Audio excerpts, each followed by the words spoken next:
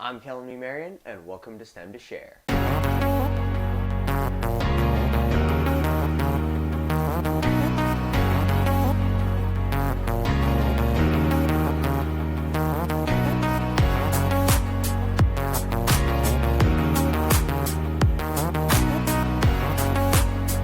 In today's episode, I'm speaking with the Director of Application Engineering at Achates Power. Hi, I'm Ashwin Salvi. I'm the Director of Application Engineering at Achates Power. Can you tell me a little bit about the company that you work for? It's a startup, small company in the internal combustion engine world. What we are trying to do is take this new design of an engine, which more efficient internal combustion engine, and also cleaner than our conventional ones that are powering our vehicles today, and advance it to the point where we can start to commercialize and get it out to the marketplace, sell these engines in vehicles, make a real world impact in fuel economy. And so we have products that are used for stationary power today. So big engines the size of a building making stationary power, or even on boats. But we actually, this architecture itself isn't completely new. It was around for a few years now. Started off in airplanes. It actually used to power planes across the ocean. Much more efficient even back in the day. And now what we're doing is taking that fundamental efficiency advantage and making it even better. Our primary applications right now are heavy duty trucks, so things like semi trucks pulling a bunch of cargo over the highway, and military applications. So we work a lot with TARDEC or GVSC doing military or fighting vehicle engines. There are certain aspects of the engine that cost more, but then we also go through a lot of simplification on the overall technology itself. Things like reducing the number of parts, reducing the number of parts that are hard to manufacture, so that the overall cost comes down as well. So if you make a comparison between our engine, our product, compared to one that's out there today, we're about 10%, 10 to 15% lower cost, while being more efficient and cleaner. What does your job involve? It's a variety of different things. I'm a technical guy by nature. I have a degree. I have 3 degrees in mechanical engineering, and I did my PhD in mechanical engineering, working on combustion, thermodynamics, kind of the way that just power is made. I take that technical background, and when I first joined the company here, I was working in a laboratory. I was working on making fundamental experiments so that we can understand the technology better, so we can understand how does this compete with what's out there today, and how can we make it even better. So I really got kind of hands-on, tried to understand where our advantages are, where our challenges were, and what I did with that technology background, combined with some of my previous experience, is I take that to our customers. So people that would eventually purchase our technology or put our technology in their vehicles or in their products, I'm talking with them, trying to understand what their challenges are and trying to help them understand how our technology can help solve those challenges. So I straddle both technical development as well as business development. And I think it's a really unique position for me and in general, to be able to communicate the advantages of what we're trying to do and how it can help our potential customers. What makes your company different from similar companies? There are a couple other startup companies that work in the energy world. Each one is different with different styles, with different products, with different execution. So in itself, we're fairly unique because we have an entire engine, an entire substitution, if you will, for a product for the companies.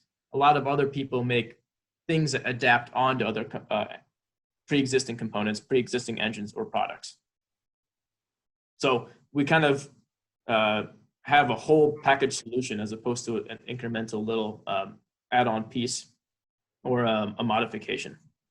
I understand that you work on a lot of complicated things, but in basic terms, can you tell me what is involved in creating an engine? I guess ultimately what it comes down to is to create an engine in general, it requires manufacturing. So you have things like you need to make metal parts, a block, pistons, a crankshaft, and connect that to the wheels of your vehicle.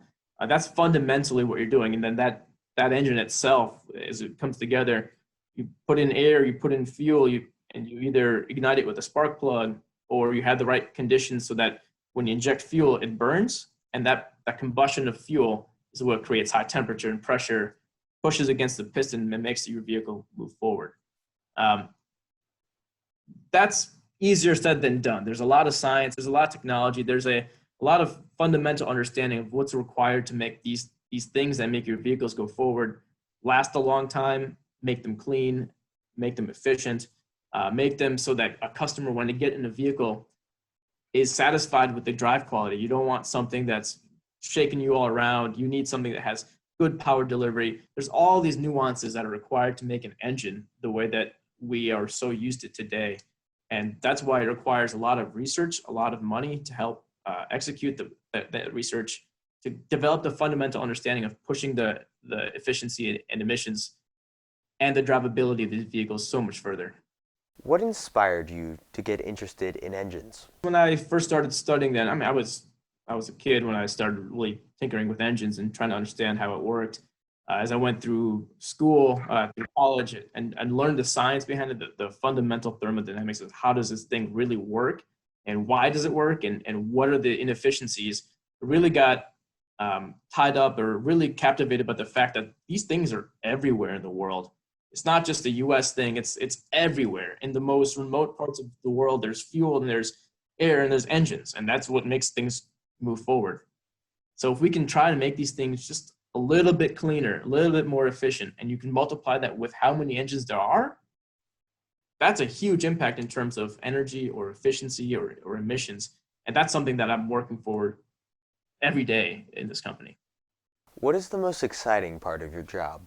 My most exciting part is actually trying to translate what we do to help people address their challenges and the problems they're experiencing.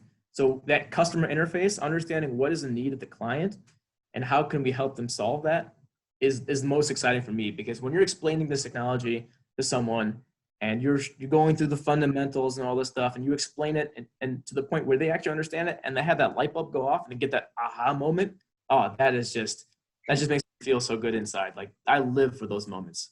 And then taking that a step further to kicking off a project together, to having them brought in so we can develop something together and really have them feel like they own a piece of it, so that they can be bought in and commercialize this technology for the long term. That's what I'm looking for. What makes a car engine different from a truck engine? Sometimes it's fuel. So, a lot of the passenger cars we're used to are gasoline with the spark plug. The heavy trucks or military vehicles run on diesel. Military vehicles actually run on jet fuel, but it's close enough to diesel. Where they don't have spark plugs, they just compress air and get it hot and high pressure that ignites fuel as it gets injected. Beyond that, the engine size itself, the power levels, the torque levels are very different between the two applications. The semi-trucks, the ones that go over the road itself that pull a lot of weight, need a lot of torque, and need to be able to operate there for a long time. Whereas our gasoline cars, it's more about horsepower for those cars. So along with that comes differences in emission standards. So fuel economy for passenger vehicles versus fuel economy for heavy duty trucks, and emissions, NOx, like the polluting aspects of these engines are also different requirements for both. Completely different in like customer expectations. A diesel truck, it's a little bit louder. You can, it vibrates a little bit more. That's not what's required to sell that truck. That truck needs to have uptime, never break down, have good torque, and have good power so that they can keep pulling cargo, because that's what makes them money. If you were to get in a passenger car today that sounds like a semi truck that shakes at the traffic light, that's probably not going to sell so well. So completely different kind of spectrum and what people are looking for. To me, hybridization makes a lot of sense. The engines are very poor at idle conditions. When you're sitting at a traffic light, not going anywhere, they're just making heat. They're not doing anything else. They're just taking fuel that you paid good money for, just making heat.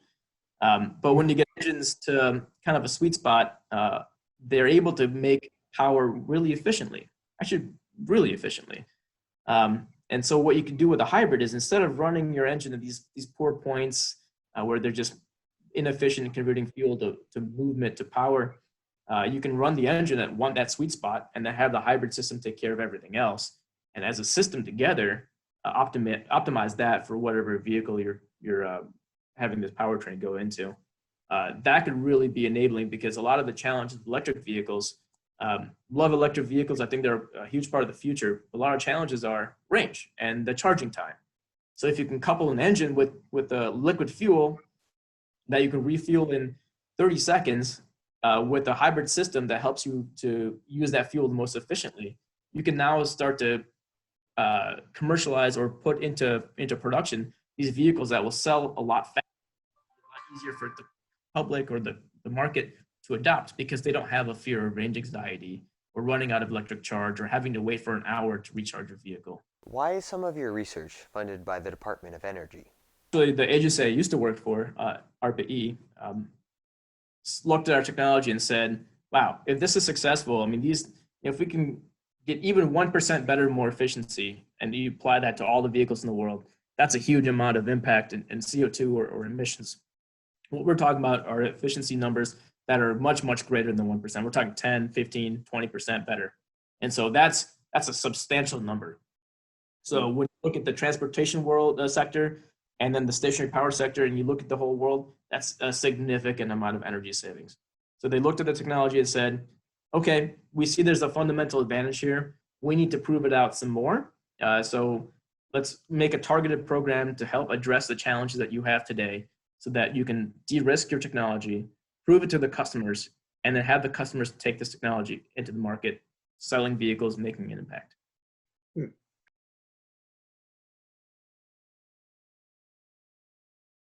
So post piston itself, it's interesting. This is the fundamental novelty or fundamental differentiating factor of Achates Power, our company, with what we have today. What we have today is we have one piston in a cylinder, and that has a cylinder head, and that piston moves back and forth. That's what makes power when the fuel is burned, pushes the wheels.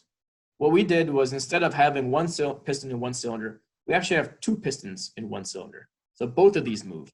There's no stationary wall like you have in a conventional engine today. By having both of these move, you have some heat transfer advantages, some thermodynamic advantages, which reduce your losses from burning fuel. Instead of just getting rid of the fuel as heat to your coolant or to the exhaust, we do a better job of converting that fuel into power. And so by having two pistons in one cylinder, that's a large part of why we have a higher efficiency advantage compared to conventional engines. What we do today with gasoline is we use a spark plug to ignite it. What we realize is with this post-piston engine and the advantages of being able to control two pistons instead of one, and by that you can control the way that the engine breathes, we can run gasoline fuel without needing a spark plug. And there's some advantages there that let you get away from air-fuel mixtures. So the amount of air you need to burn fuel today on conventional engines is limited. You have to have a certain ratio for the aftertreatment to be effective. So how do you clean up your emissions from combustion? Use aftertreatment to do that. By being able to do that with our engine, we're able to get away from that fixed ratio of air and fuel to be with more air than fuel, and that helps you get to higher efficiency levels without necessarily having to worry about controlling for emissions, because we can take care of that with the engine as well as after treatment. Is there any additional advice or interesting information that you'd like to add? Science it's not easy. It definitely is hard. It's challenging, but don't let that discourage you. There's definitely times where, look, I've failed my fair share of classes and bombed tests. That's fine. It's part of the process. But like I said, this field teaches you how to learn. And I think that's probably the most enabling thing you can do. You can get into anything after this. You don't have to stay technical. You can go business. Harder to go the other way around. Start in business and go technical. So I think don't also have a completely fixed plan as to what you want to do with your career, because as you go through your career, you start to learn and have different experiences that can completely pivot what you want to do. I had no idea that this is the way that I was going to go. I didn't even know I wanted to do mechanical engineering until I went to school.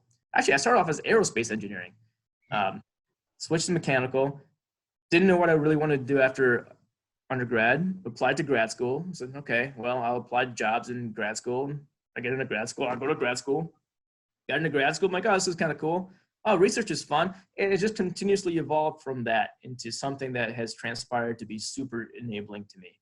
So always keep your eyes open, keep your thoughts open, talk to as many people as possible. My career has been enabled by the people that I know and people that I continue to stay in touch with.